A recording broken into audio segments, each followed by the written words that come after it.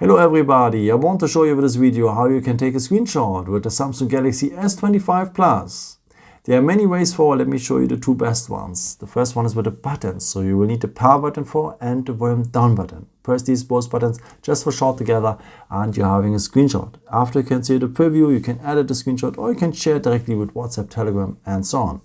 One more time, the power button and the volume down button just for short together and you're having a screenshot. If you tap now here on the editing symbol, you have also the chance to draw something inside or to highlight something here. Or the corners, pretty nice. You can crop a part of the screenshot, what is very useful if you want to capture maybe a picture from a website or something like this. No?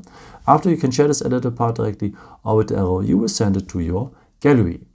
But the coolest way to have a screenshot is with the edge of your palm. So just swipe it across the screen and you're having a screenshot as well. One more time, take the edge of your palm, swipe it across the screen and you're having a screenshot as well. You're where to find the screenshots after, of course, you have the gallery. And here the pictures, they are mixed up with the photos and videos you have done with your camera. So this is why I recommend to you to always go here to the albums, because the screenshots will have here their own folder only for your screenshots. Yeah, I hope I could help you with this video and answer your question. And yeah, maybe if you want, you can leave me a nice comment or give me a thumbs up. That would be very helpful for my videos. Thank you so much for. And yeah, I've created also some other videos if you're interested in, with some more tips and tricks and so on. Or you can also subscribe me if you haven't done it before. Thank you so much for your support and yeah, maybe until next time. Ciao.